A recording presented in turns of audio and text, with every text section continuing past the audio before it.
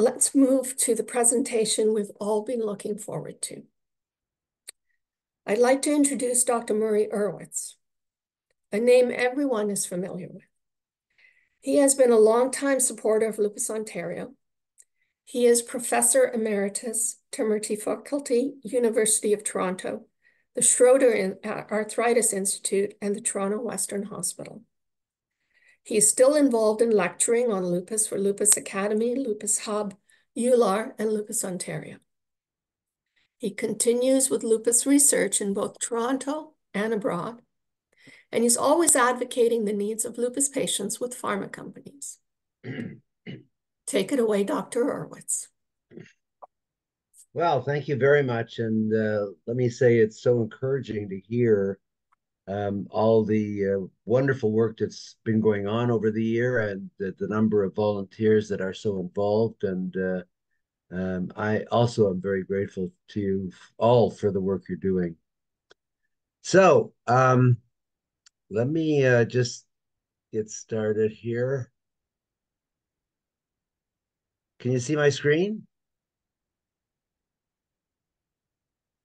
Yes. Great.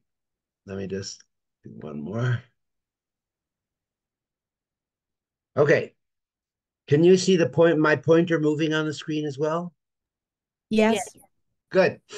All right. So now I've chosen this topic not because classic lupus isn't very important. It was my entire 50-odd year career, continues to be, and it involves every one of you.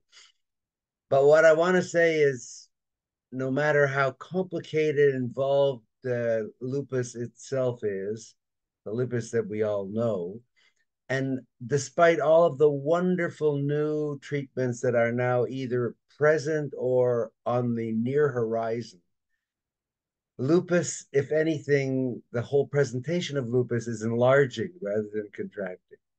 And I wanted to introduce you to that topic today. So what I've titled this talk is, which lupus do you have, type 1 or type 2? And type 2 lupus, and as I speak, you'll all start to recognize what type 2 lupus is. It's becoming extremely important now, and much more research is being done. And so I think it's important for us to all understand this. And many of you are going to say, oh my God, I've known that all along. I recognize that. It's me. So here it will be today. I want to review it with you. So type 1 or type 2?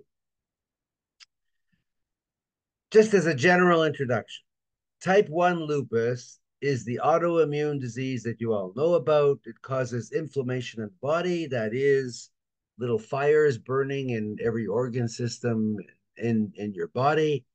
And it responds to classic immunosuppression. That's either cortisone, hydroxychloroquine, or the immunosuppressive drugs and the newer biologics.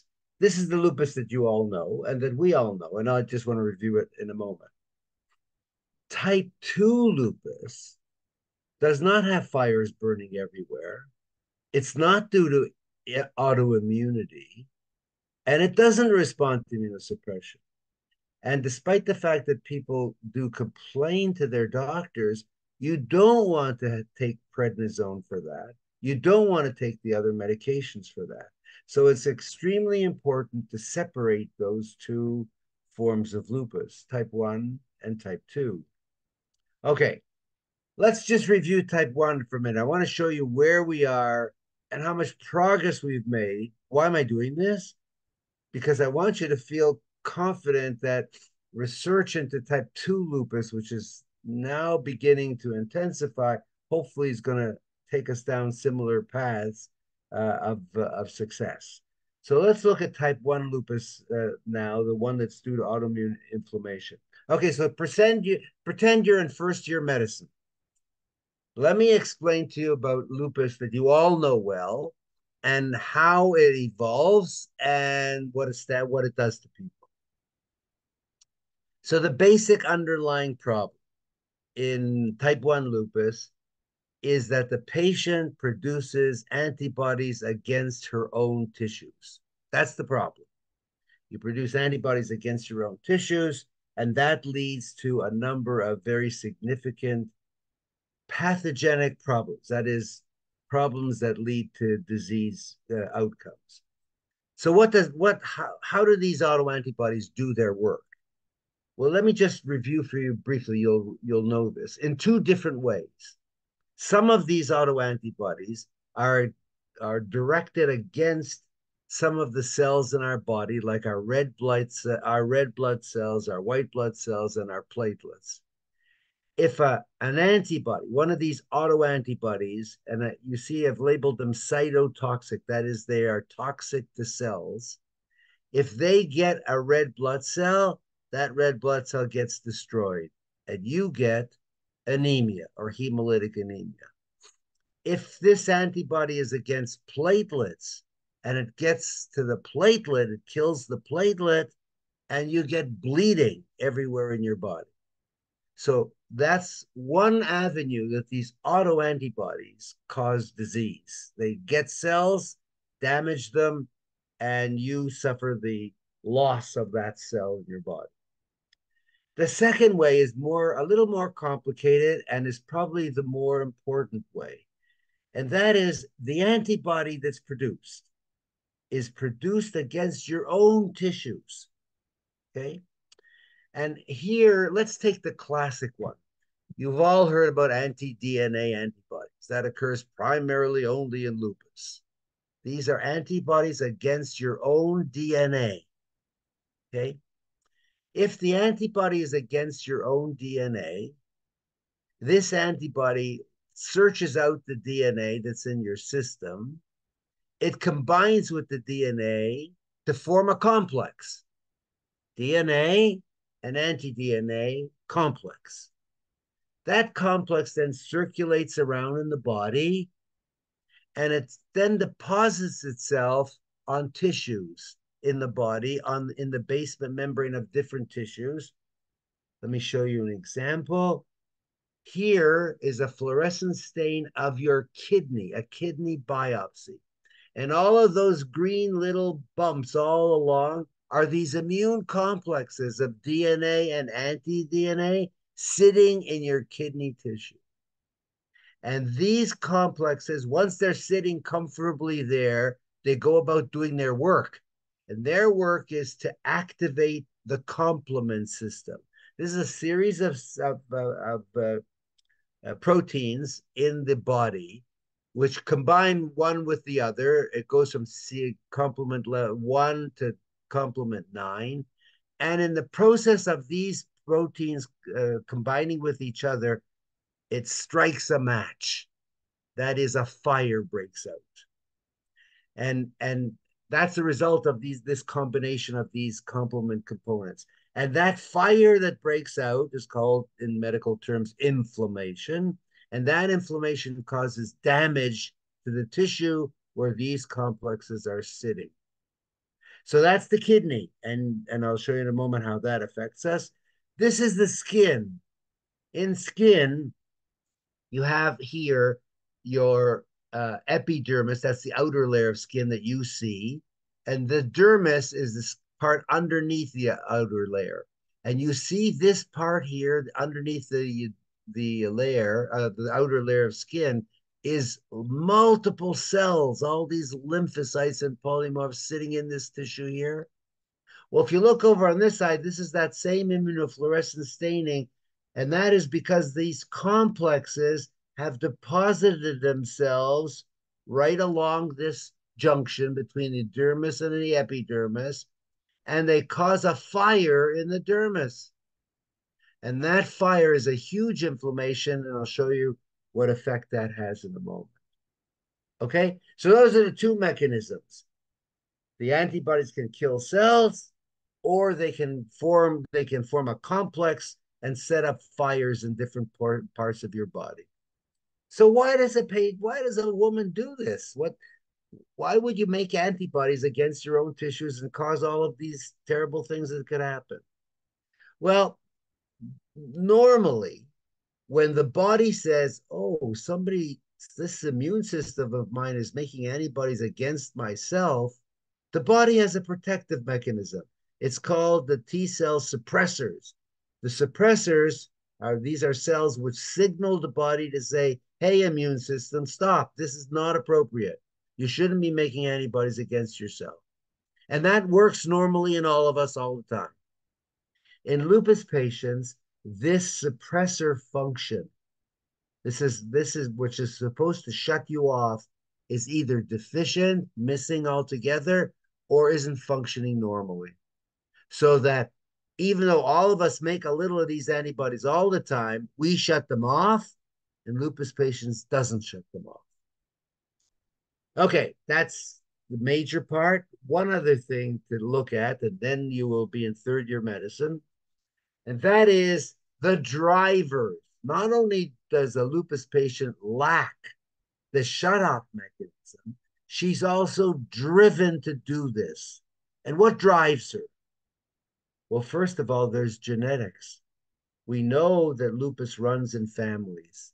We know that twins with lupus have a higher rate between themselves than the general population. So genetics plays an important role and is priming a patient with lupus to do this. You know that the external environmental issues that occur in patients that stimulate lupus, such as the sun, drugs, drug-induced lupus, or some viruses, can drive the lupus patient. Well, the other thing we know is that lupus occurs primarily in women. And so sex or estrogens may very well be an important promoter of this whole process. And finally, we're learning more and more because of what patients have told us. Patients said, every time I get a flare, it's because I've been under great stress. And stress in itself may be a driver of this process. So there you are, fourth year medicine. This is the whole picture. Here's lupus type 1 that you all know very well. Patient makes autoantibodies. The autoantibodies that cause tissue damage in two ways, killing cells or immune complexes setting up fires. Why does this happen? Because the lupus patient lacks the shutoff mechanisms for this, or she's driven to do it because of other reasons. That's type 1 lupus. Okay, so what happens when this happens to a patient? Well, you know that. You get arthritis, you get rash, you get ulcers in your mouth, nose, etc. Your hair thins, you get inflammation of the lining of your lungs and your heart, inflammation of the muscles, death of cells, and many neuropsychiatric issues. Let me remind you, oh, by the way, those features that I showed you and that we just talked about also help doctors. So, you know, you've heard very often of the classification criteria for lupus. Well, the classification criteria are all those criteria that I just showed you, and they are all assigned a number. And if you have a certain total number, like number 10 or more, then we say, yeah, you definitely have lupus and you qualify for one of the research studies that are ongoing all the time in the lupus clinics around the country. So the classification criteria include all of those manifestations that I just showed you. Okay, so here they are. This is acute lupus, skin. Remember I showed you where the inflammation occurs in the dermis, the part just underneath the outer layer of skin. This is acute lupus. It usually gives you a butterfly rash, but this woman's butterfly rash is so extensive, it doesn't even look like a butterfly here. She has rash elsewhere. Why do I show you this? Acute lupus rash looks awful. When you treat it, it goes away entirely. The skin will be clean and normal. Okay? That's not true for this form of lupus. This is chronic lupus or discoid lupus. Discoid lupus has a propensity of leaving scarring when it's cleared up, or discoloration of the skin like hyperpigmentation. So there's a very big difference. And if the doctor says we must biopsy your skin when you get a rash, it's because they want to know, is it type 1 lupus, acute lupus, or is it chronic lupus? because one will clear up entirely, one may leave you with scarring. There's a third type, which is called subacute, halfway in between the two. This is a lupus that's very photosensitive, caused by the sun. You can see it's got like a circular uh, uh, orientation here, and there's some scaling in the middle.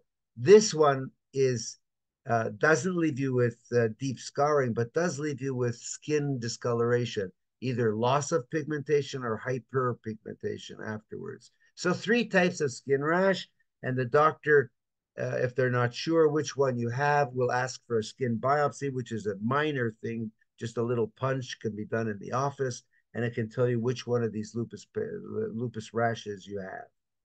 Oh, there can be a lot of other rashes, and you see these around the fingertips here. And this rash is probably due to inflammation of the little blood vessels in the distal part of the fingers. Well, remember we said the hair is often affected with lupus, and here you see a picture of diffuse alopecia, loss of hair diffusely. This is probably due to inflammation in the scalp underneath the first layer of the skin.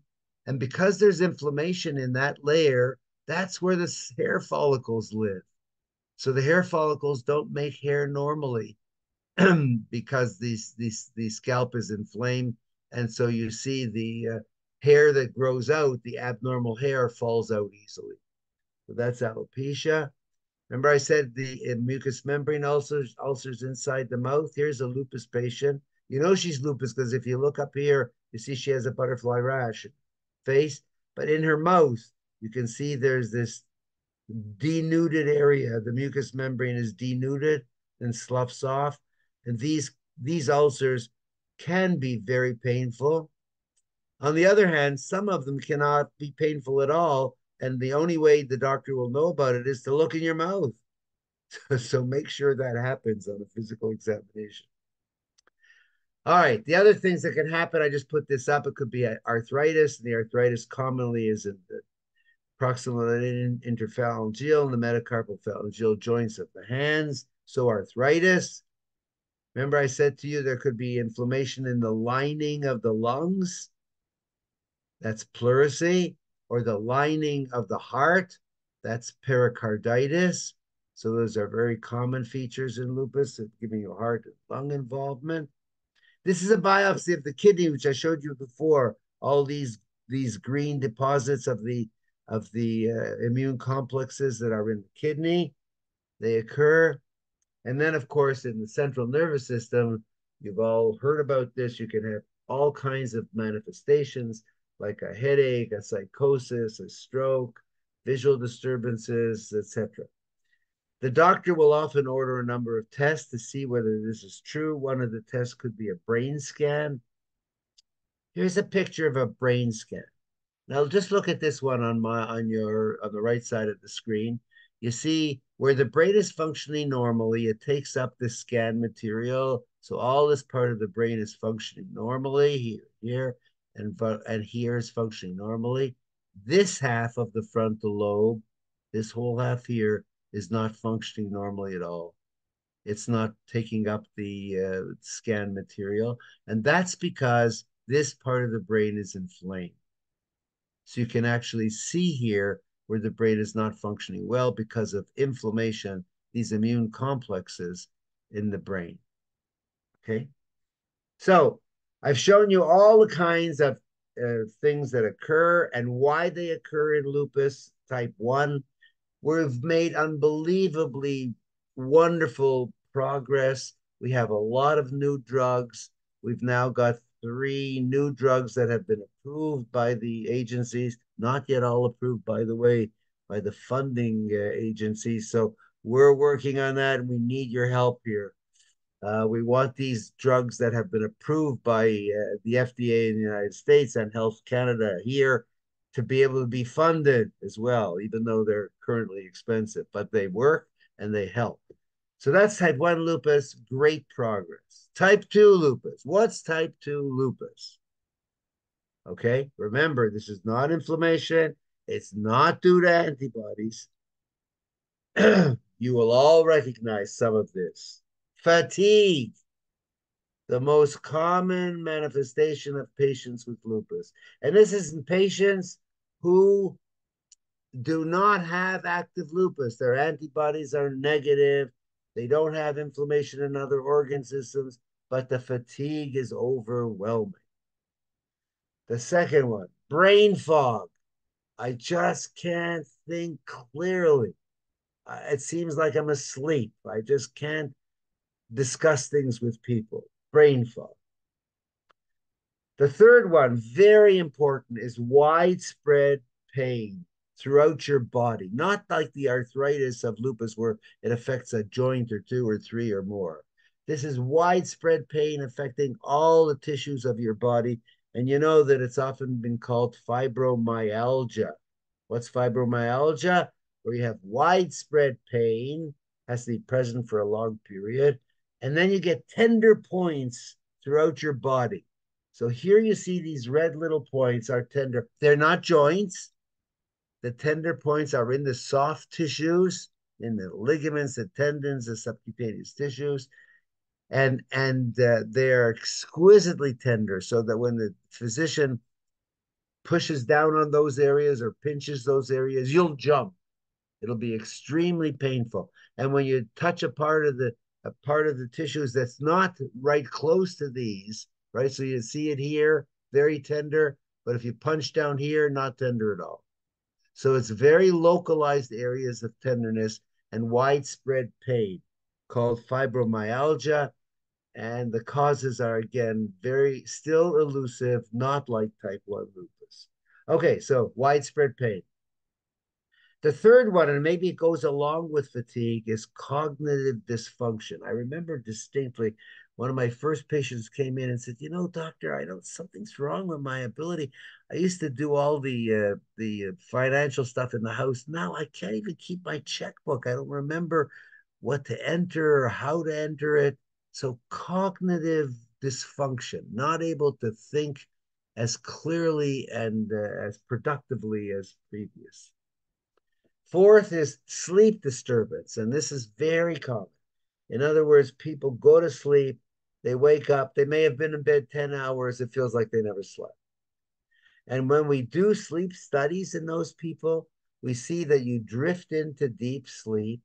And then in the midst of deep sleep, there's what's called an alpha intrusion, a wave, an electrical wave shoots up and you wake up.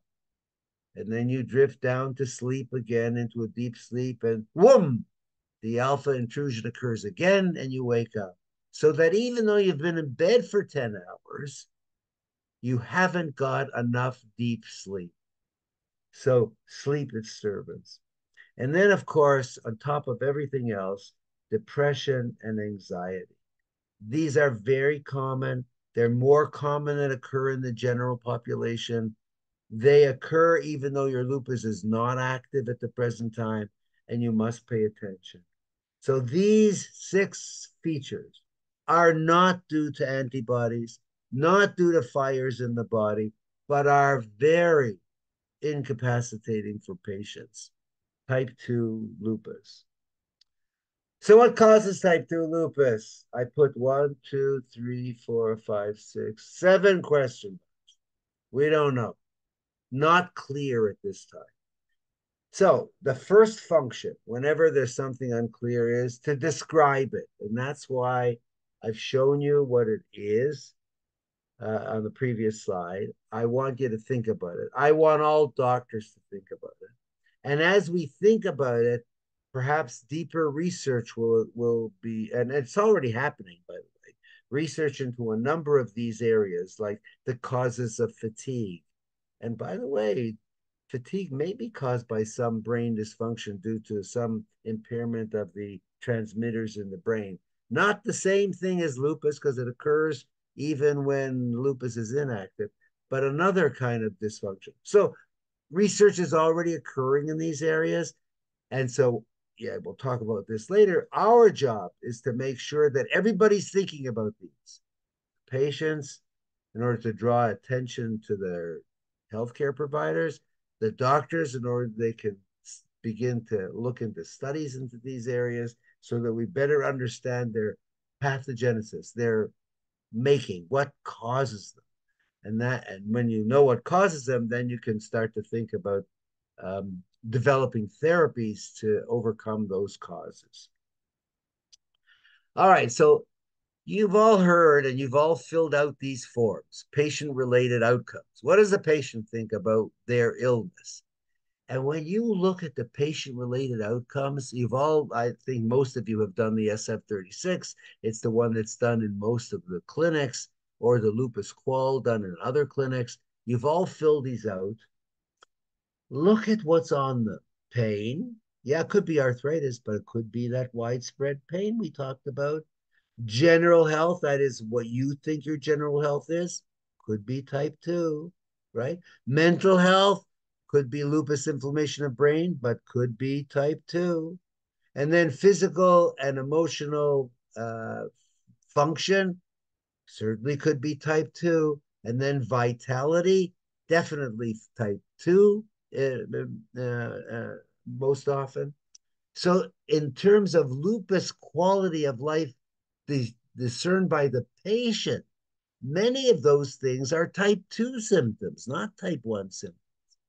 And are they important? Well, all of us, people who are normal, would score 100 in each of these things. This is about 160 lupus patients which we put together a while ago. And you see that their average for all of these patient-related outcomes range somewhere between 40 and 60. So if normal people are 100 and you're 40 to 60, you can see how patient-related outcomes are important and how many of them could be caused by type 2 symptoms. When you look at these SF-36 or the patient-related outcome in lupus and compare it to other conditions like high blood pressure, congestive failure, heart attacks, diabetes, lupus have the worst. And we think it's because lupus is a bad illness in itself, type 1, but because type 2 lupus is there, adding to this patient-related poor perception of their lifestyle. So it has a major impact. Well, if it has a major impact, look at what impact there has been in the medical profession. Here is a recent article published showing that what do physicians ask patients about when they're seeing their patient routinely. Look at the first four.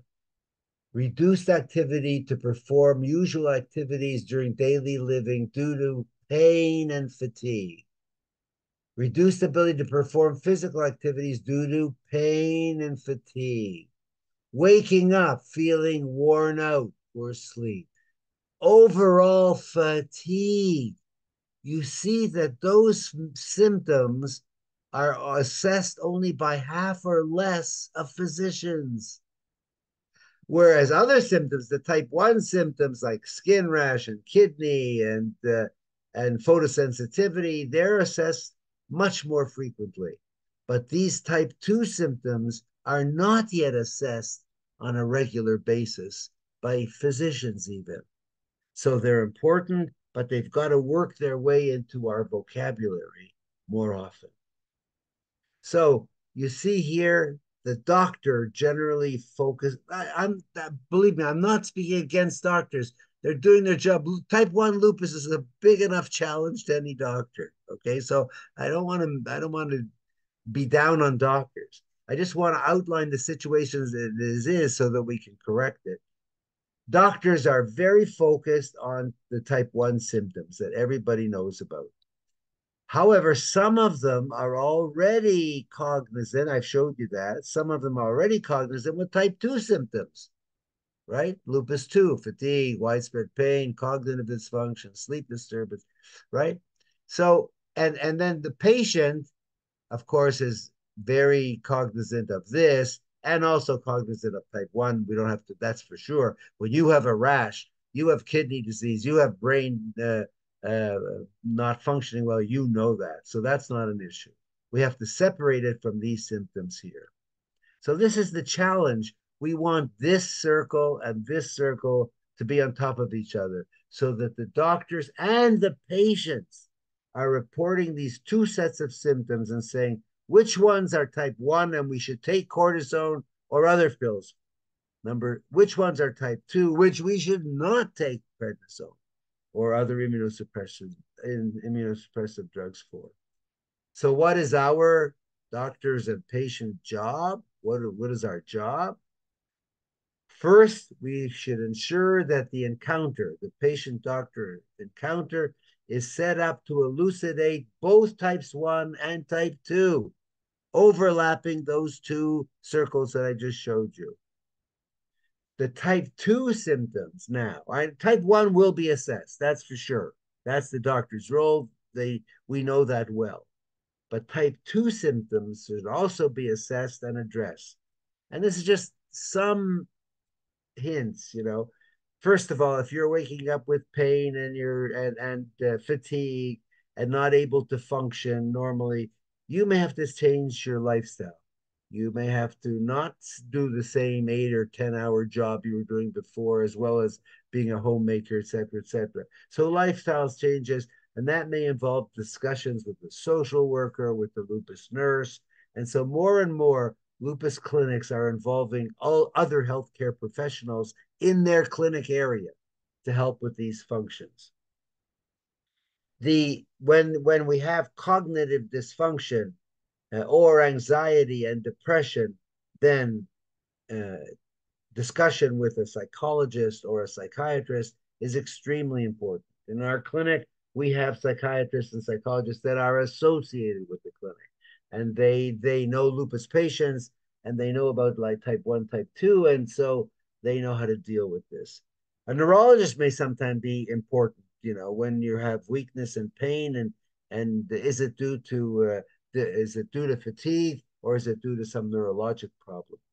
And then when you have this widespread pain with this sleep abnormality, here a sleep study is very important, very important. And here a consultation with the pulmonary doctor, with the lung doctors, who are the ones who generally do the sleep studies, have the sleep studies done. A sleep study is extremely important because there are medications to help decrease those alpha intrusions that we talked about, you know, that those blips that keep coming and waking you up and not letting you get a deep sleep. So what am I saying here? Number one, both the doctor and the patient should recognize that there is a type 1 and a type 2 lupus. Number two, the patient care has to be set up so that we consider both type 1 and type 2, because the approaches to the treatment of type 1 and type 2 are different and should go concurrently, one with the other. Okay. Type 1, type 2. So you say, well, we thought lupus type 1 was enough of an issue. Now we got type 2 to worry about all as well. And then I ask you, is that all there is? Type 1 and type 2? And so my answer to you is, oh, unfortunately, no, not really. There may be type 3 and type 4. Let me just give you, you're all very interested. You all want to know. I'm just putting this on the table. There are very significant presentations in lupus which are due to damage that's occurred either from the lupus in the past when the lupus was active, or from the treatment of lupus like cortisone. So for instance, a patient can occur with joint pain, but the joint pain may not be to lupus type 1. It may not be due to fibromyalgia due to lupus type 2. It may be due to damage of that joint from the cortisone, giving you a vascular necrosis, damage to the joint because of the cortisone. And there are other forms of damage. A patient may present with heart pain, and it's not due to pericarditis type 1 lupus. It's due to atherosclerosis, the kind of vessel damage that occurs either due to the lupus itself, but more likely due to the treatment of the lupus giving you high cholesterol or diabetes or hypertension. And now you've got damaged coronary arteries and you have angina. So the chest pain is angina from heart disease, not from type 1 lupus. So if you want to call it type 3 or you just want to put it aside for now, the presentation from damage is another thing that we have to think about when we see a patient all the time. And then there are the presence of other illnesses. You know, a patient with lupus is not free of getting other concomitant illnesses. And some illnesses occur more often in lupus patients than in others. So, for instance, malignancy. There's one form of malignancy. There's a lot of research into whether some malignancies are more common, but one that we know is more common is lymphoma. That is a malignancy of the lymph glands, of the lymphocytes and the lymph glands. And so when a patient with lupus presents with swollen glands, it may not be to the lupus itself, it may be due to lymphoma. So the doctor must keep that in mind all the time.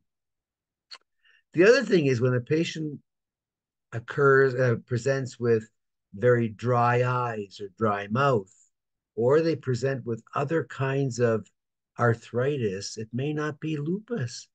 Dry eyes and dry mouth occurs in a concomitant autoimmune disease called Sjogren's syndrome. So that's very important. And the other very important one is lupus patients are more likely to develop rheumatoid arthritis as well, as if you don't have enough.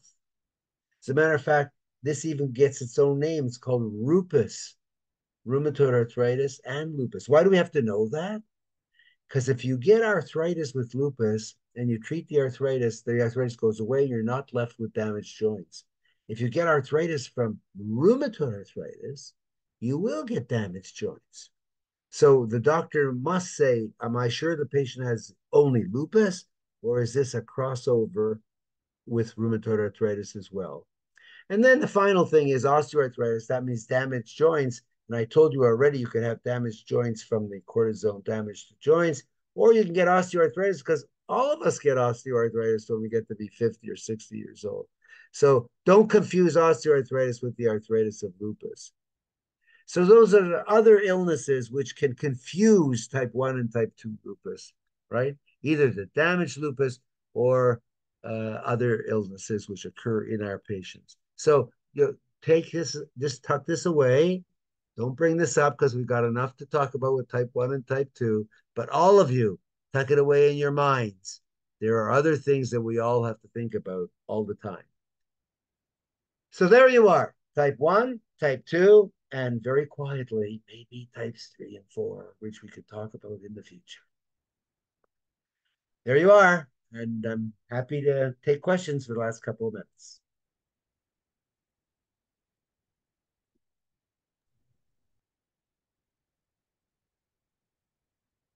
June, over to you. Thank you. Thank you, Dr. Urowitz, for that insightful presentation and for bringing all this information to our attention. I think it's a lot for us to mull over, as you said, and think about exactly where we stand. We are ready for taking questions now, both Dr. Urowitz as well as the board. Do we have any questions?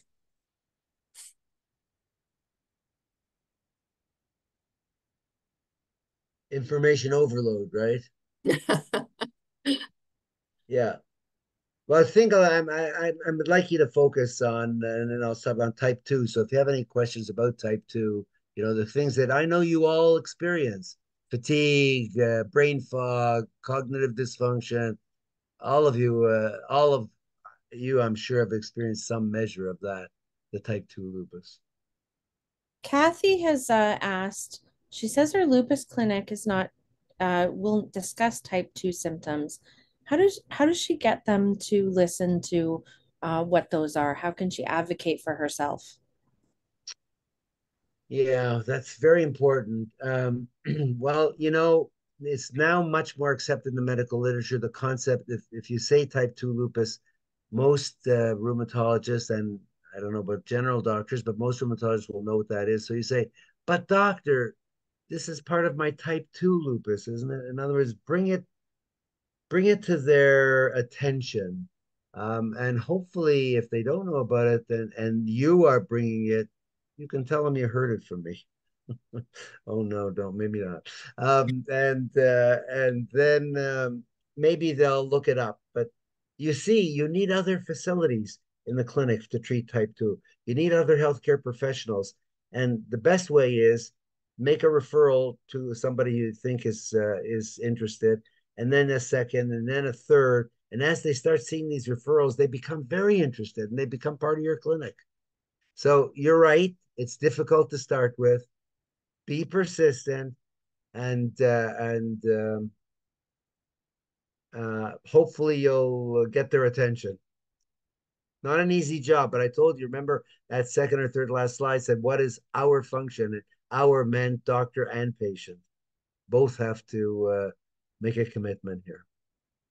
Thanks, Dr. Urowitz. I know sometimes that's difficult, especially if you're living in a rural area and not necessarily able to access one of our lupus clinics. But yes, use his name if you need. And again, these resources are available to you.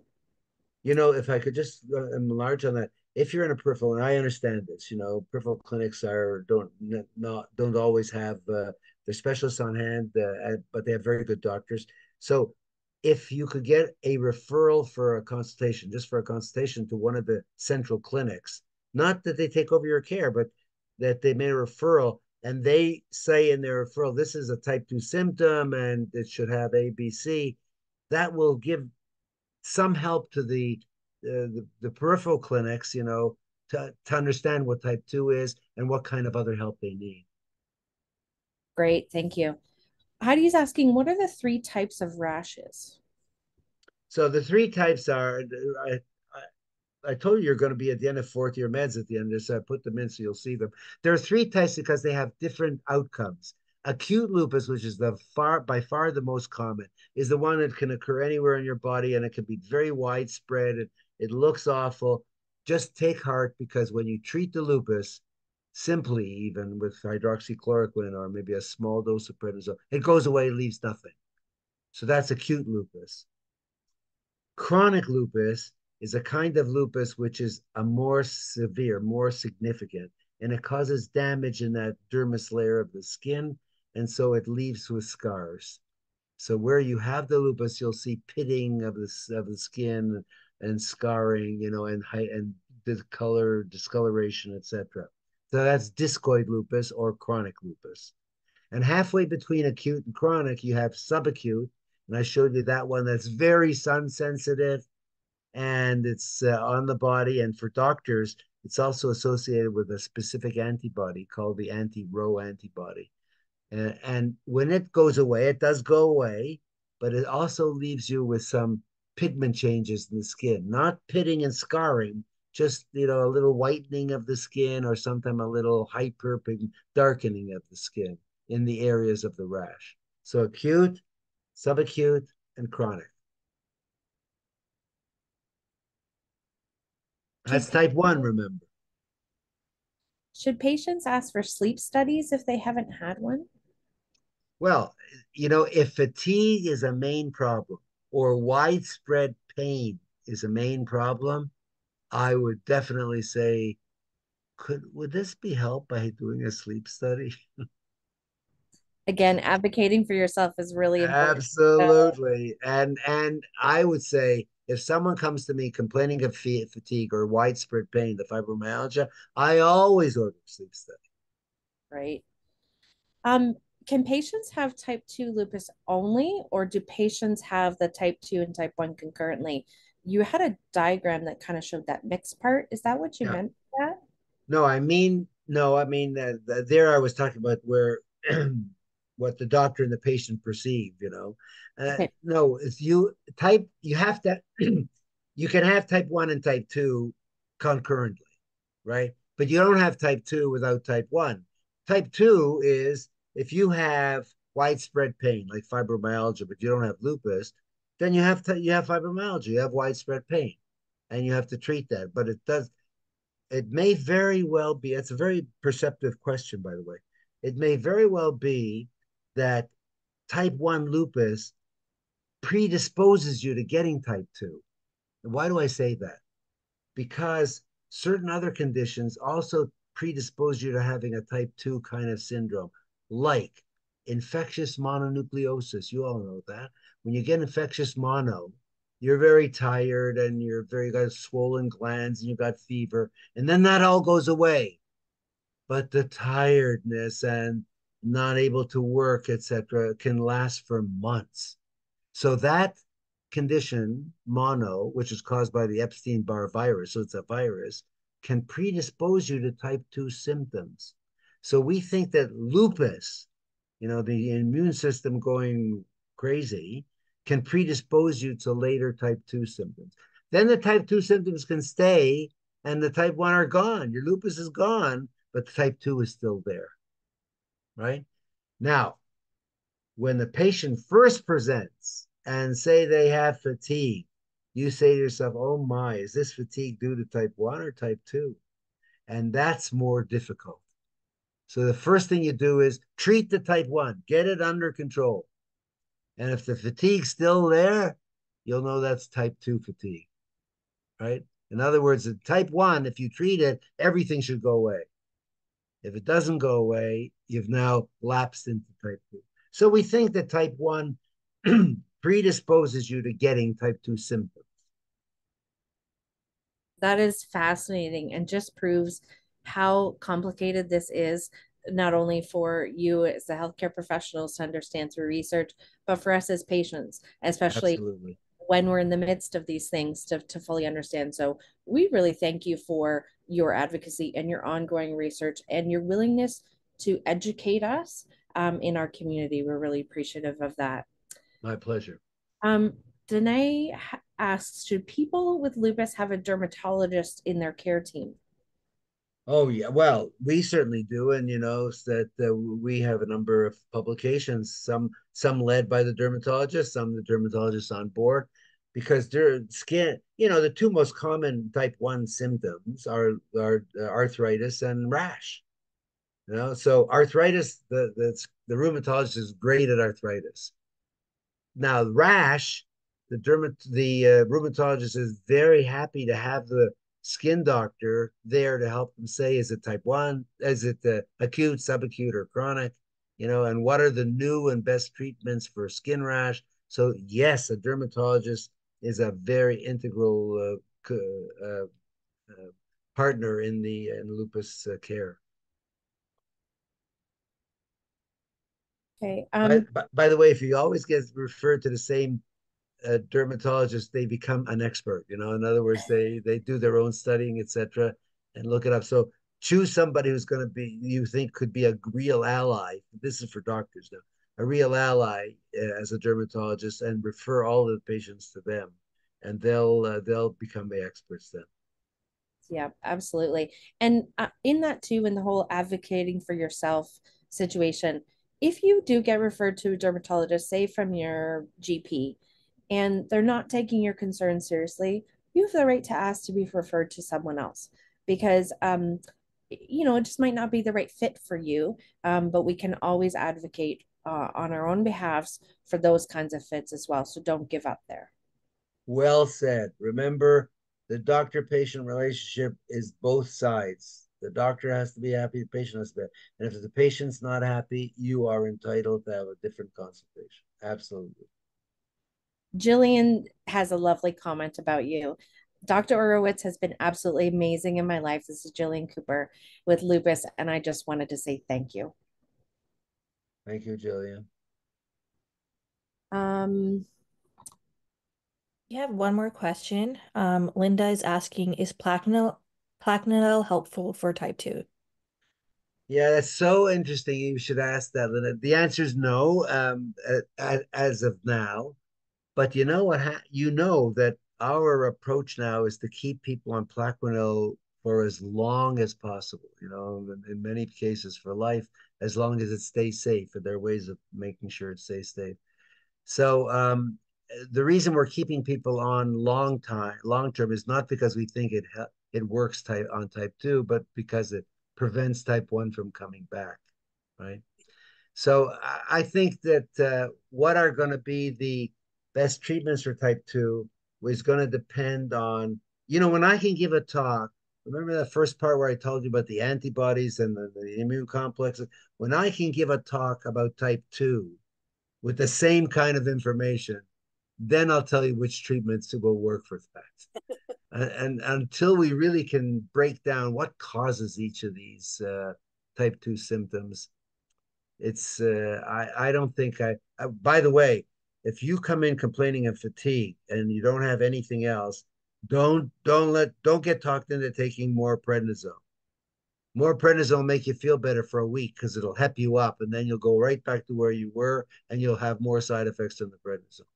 So prednisone doesn't work as long-term treatment for type 2. Don't take it for that. One more question. Andrea says, recently I've met a few patients via facilitating support groups who have had classic type 1 lupus for well over a decade or more, but they recently seem to be having seemingly new symptoms that are difficult to control. Could that possibly be a type 2? We all thought we were just veterans of the disease and our membranes and cells just are used and abused. Middle lupus patient woes. But could that be a chance that as they're developing new or varying symptoms that they're migrating into a type 2? Well, there you are. You see, you've probably made the right diagnosis. It's yes, it could very well be that. Wait a second. There are some people with chronic lupus. It's 10% of our patients are a very small number that are persistently active. So it's possible to have type 1 forever. It's uncommon. Okay. So when you get second symptoms, the doctor has to be thinking of type 2 first. And then remember I told you type 3 and 4? Is she that way because she has damage in her joints from the cortisone? Is she having atherosclerosis? Is she having chest pain due to coronary artery disease? So you have to think of other things as well. So could it be type 2 or something else? Absolutely, yes. Could it be persistent type 1? Unlikely, but possible.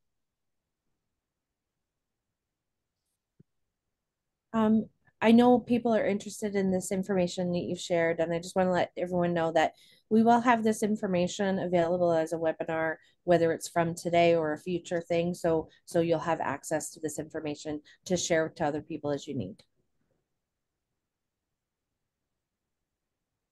Okay. Thank you, Dr. Urowitz. There doesn't seem to be any questions regarding our presentation.